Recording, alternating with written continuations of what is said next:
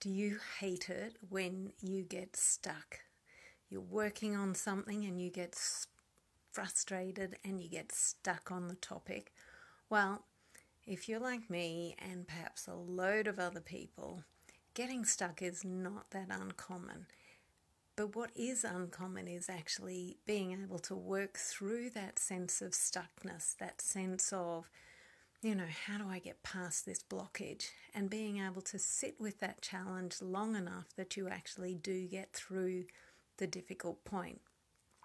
So if you're working on something or towards something and you are feeling stuck, sometimes when we get to that uncomfortable position, we kind of let ourselves off the hook and we go and do something else. We go and distract ourselves or do something that's a bit easier, or maybe we just go and actually do some kind of distracting activity, maybe make a phone call, do things that are easier like get on the email, but we avoid that thing that's really quite challenging for us.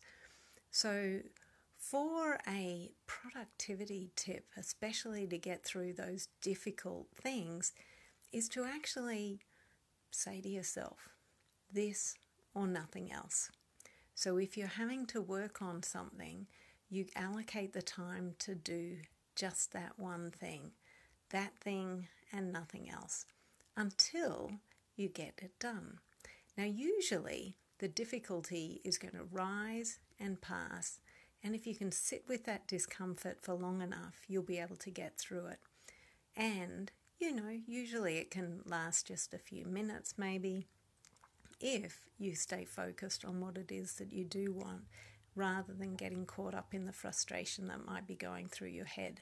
So whatever the idea is, whether it's a report, trying to make some progress on something that you're working towards, just being able to sit with it long enough without succumbing to the distractions usually means those discomfort, the distractions, the frustrations, the discomfort of the feelings of feeling stuck, not being able to work something out, especially if you are someone who's pretty competent normally.